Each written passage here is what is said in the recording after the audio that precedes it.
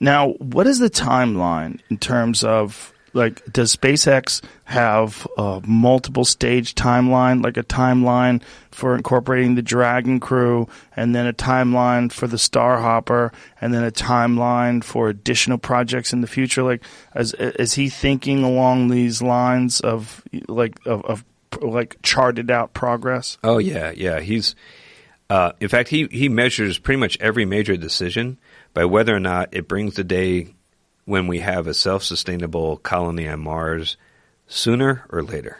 That's the prism by which he makes every single decision he makes it through that prism. Jesus. Yeah. So he's got an idea, and he'll keep pushing, and he gives us aggressive timelines that we have to work to, and we work really hard to try to meet him. It's hard when you're doing stuff that this complicated to predict exactly how long it's going to take. So, we end up often falling a little bit behind, but we do our best. That's the case, though, with everything that's that crazy, right? Yeah. I mean, especially with Elon, he's never right in his predictions. All his wacky inventions, they're always a little off, Yeah. But what do you think? But he's so driven, and he's such a smart guy, and he's really the most driven person I think I've ever met.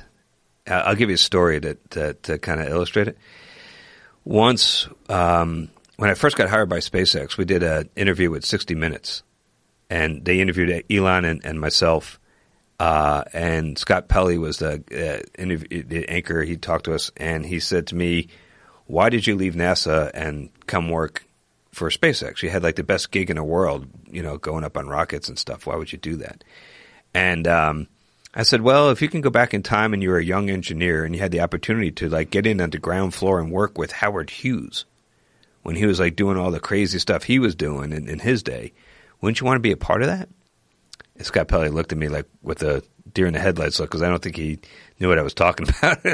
But I was like, but then I realized as soon as I said that, like, oh my God, I just made a terrible strategic error. I compared my boss to Howard Hughes, and things didn't end up that well for Howard. He went crazy, right? He went kind of crazy. He became washed his hands too much and germaphobe. He was peeing in jars, and like his fingernails grew out like yeah. And I was like, oh no, I really kind of stepped in it, right? So you don't want to say that about the boss, right? So it took a while. It was like months later. We were driving in a rental car, just the two of us, in Florida. We had a meeting at NASA, and we were driving back to the airport to get on his airplane to come back to L.A. And I'm driving the car. He's sitting in the passenger seat, and I said, "Hey, boss, remember that time we were on TV and I compared you to Howard Hughes? I just want you to know I was comparing you to the young, dashing, starlet dating Howard Hughes, not the old, decrepit, peeing in jars, fingernail guy." It's all about the timeline. Yeah. And I was, and all I got back was silence. And now I'm really scared, right? And I'm sitting there like waiting for him to say something. And Elon will do this. And he did this on your show, right? He kind of like, if you pose to him a serious question, he'll consider it. And he'll kind of go into this almost like a trance. He'll stare off into space, and you can see the wheels turning. He's like focusing all of his intellect, which is considerable, on this one question. And that's what was happening. So I waited. And then he turned back to me and he said, Garrett, I don't think it's an apt comparison. I said, oh, okay. Good. Why? I'm curious, why do you think that? And he said, well, none of Howard's designs, as brilliant as they were, ended up really changing the way we live our lives. So we don't send, like he made the Spruce Goose, which is an incredible airplane.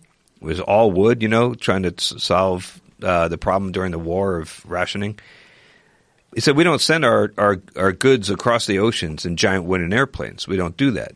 The H-1 Racer was a beautiful airplane, but it was a one-off. It never really led to a large designs that changed the way people live their lives. So that was his objection, was not that like I was comparing him to some creep, but that it's really important to him to have the legacy of drastically impacting the way all of us live our lives, of kind of the way Steve Jobs did or others that really moved the ball downfield for humanity. That's what's